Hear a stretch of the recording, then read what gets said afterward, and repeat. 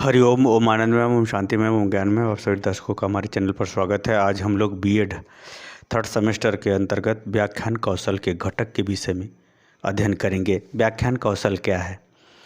व्याख्यान देने की कुशलता व्याख्यान कौशल है।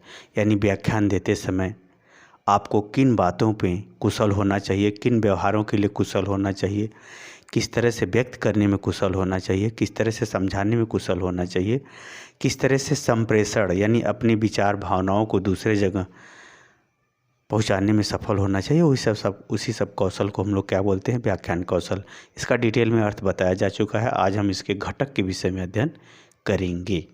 घटक का तात्पर्य होता है कि व्याख्यान देते समय किन तत्वों को हम, किन गतिविधियों का हम पालन करें ताकि हमारा व्याख्यान का स्वरूप अति उत्तम बन सके। उसी को कहते हैं व्याख्यान कौशल।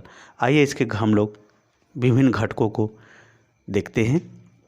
पहला है प्रस्तावना या भूमिका। व्याख्यान किसी भी विषय पर देते समय या कहीं भाषण देते समय या क्लास में, तो कोई भी किसी जगह भी आप अगर व्याख्यान दे रहे हैं तो उसके जिस विषय पर जिस बात को आप कहना चाहते हैं उसके पहले आप प्रस्तावना या भूमिका बनाइए। यानी उसको प्रारंभ में हम किस ढंग से प्रस्तुत करें कि वह रुचिपूर्ण हो जाए, ताकि सबका ध्यान उस विषय पर हो जाए।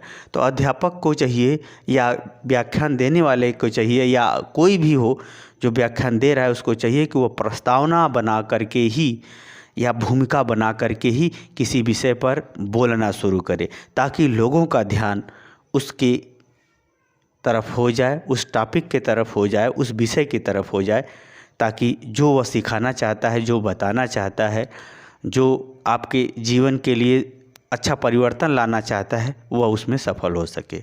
पहला घटक तो है। दूसरा है व्यवहारिकता एवं रोचकता। अब दूसरा बात है, व्याख्यान देते समय इस बात का भी ध्यान में रखना चाहिए कि जितनी बात बताए, जहाँ भी उसे संभव हो उसे व्यवहार से जोड़ करके बताए और रुचिपूर्ण ढंग से बताए। ऐसा नहीं कि पूरा का पूरा नीरस ही हो जाए। ऐसा नहीं हो कि आप लगातार बोलते जा रहे हो, उसमें कभी हंसी तो कभी प्रश्न तो कभी व्यवहार में व्यंग्यात्मक, कभी तर्क से भरा बातें, तो कभी जो है वह मानव जीवन के दैनिक बातों को वह जोड़ करके उसे रोचक बनाते हुए व्यवहार से बराबर जोड़ करके बोलना चाहिए। तो यह भी एक महत्वपूर्ण घटक है जिससे लोगों को उस विषय के प्रति रुचि के संग संग उसे अपनाने पर या वैसा व्यवहार करने के लिए लोग मानसिक व्यवहारिक रूप से तैयार हो सके। तो यह भी दूसरा घटक। तीसरा घटक है सुव्यवस्थित एवं तत्परता। जब आप कोई बात, किसी विषय को आप समझा रहे हैं, व्याख्यान दे रहे हैं उसमें, तो आप उस विषय को सिस्टमेटिक क्रम ढंग से बताएं, उसे जोड़ करके बताएं। एक क्रमबद्धता वाली हो, उसमें क्रमबद्ध से जोड़ते हुए आप उपयुक्त भाषा का प्रयोग में तत्पर रहें। उसमें कभी कभी कठिन शब्द, कभी कभी नए शब्द, कभी कभी व्यवहारिक शब्द भी आते हैं, तो आप उसका एक्सप्लेन करते हुए, उसे समझाते हुए बोलें। यानी सुव्यवस्थित ढंग से अपने विचारों को, अपनी बातों को, अपने व्याख्यान को प्रस्तुत करें, ताकि जो है लोगों के अंदर उस विषय को समझने के लिए, जानने के लिए तत्परता भी बनी रहे और आप भी तत्परता रखते हुए इन बातों को सिस्टमेटिक कह सके, बता सके, व्याख्यान दे सके। आगे है उपयुक्तता एवं बोधगम्यता। उपयुक्तता का तात्पर्य है कि जो कुछ भी आप व्याख्यान में बोल रहे हैं वह देश काल वातावरण के अनुसार, अधिगमकर्ता के अनुसार, सुनने वालों के अनुसार उपयुक्त हो। ऐसा नहीं कि आप बहुत हाई फाई भाषा की यूज कर रहे हैं, सामने वाले कम योग्यता क्षमता वाले, ऐसा न हो। यानी देश काल वातावरण और पात्र के अनुसार, अधिगमकर्ता के अनुसार आपका भाषा हो, आपका विषय हो, ताकि उनको आसानी से समझ में आ जाए। इसको भी ध्यान में रखना होता है, ताकि आपका भाषा या आपकी व्याख्यान उनके उपयुक्त हो, उनके समझ के। उदाहरण दो तो उनके समझ में आए कि नहीं, सच में उदाहरण दो। जिस संस्कृति के उसी संस्कृति का उदाहरण दो और उनके अनुसार उपयुक्त टॉपिक का, प्रकरण का आप चुनाव करें व्याख्यान देने के लिए, और ताकि उनको आसानी से समझ में आ जाए। उनको समझा करके ही आप आगे अपनी बातों को क्रमबद्ध व्यवस्थित ढंग से प्रस्तुत करते रहें। यह भी इसका महत्वपूर्ण घटक। अगला है महत्वपूर्ण बिंदु। जब आप व्याख्यान दे रहे हो तो उस व्याख्यान देते समय जो महत्वपूर्ण टॉपिक आते हैं, महत्वपूर्ण बात आती हैं, उसको आप दोबारा रिपीट करते हुए बार बार उस पर ध्यान दिलाएं, उनको समझाएं, उनकी सावधानी को बताएं, वहाँ कमियों को बताएं, सतर्कता को बताएं, उसके लाभ को बताएं, उसके प्रयोग को बताएं, उससे जीवन में की आवश्यकता को बताएं। ये सब महत्वपूर्ण जो बिंदु होते हैं उसे डिनोट करना चाहिए, लिखना चाहिए। अगर क्लास में है तो लिखते हुए बोलना चाहिए, बार बार ध्यान उस तरफ आकर्षित करना चाहिए। यह भी इसका महत्वपूर्ण घटक है। अगला है भाषा और स्वर। आप भाषा का प्रयोग अपने अधिगमकर्ताओं के अनुरूप करें। साथ ही उस सब्जेक्ट की विषय की भी अपनी भाषा होती है, जहाँ उसकी उपयुक्तता है वैसे शब्दों का भी आप प्रयोग करें।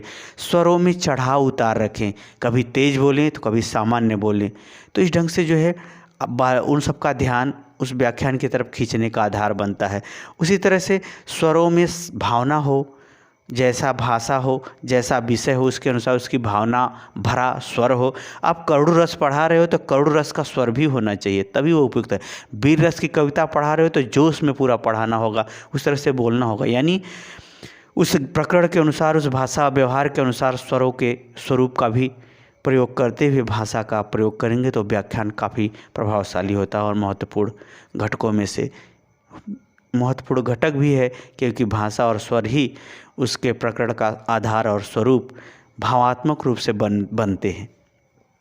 आगे है निष्कर्ष। निष्कर्ष का तात्पर्य है कि जो कुछ भी आप व्याख्यान दे रहे हो उसका निष्कर्ष आप जरूर करें। निष्कर्ष निकालें कि इसका क्या निष्कर्ष है, इसका क्या मतलब है। संक्षेप में आप उस चीज़ को निष्कर्ष दें कि आपके लिए किस तरह से उपयोगी होगा, या इसका क्या मतलब है, इसका क्या मूल्य है, या क्या महत्व है, किस प्रकार उपयोगी है।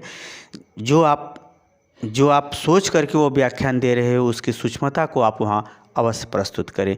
तो जैसे ही आप निष्कर्ष देंगे वैसे ही वो लोग जो है उस व्यापकता को उस निष्कर्ष के रूप में धारण करते हुए अपने व्यवहार, अपनी मानसिकता को बड़ा करने में या समझने में या उस तरह से निर्माण करने में सफल होते हैं।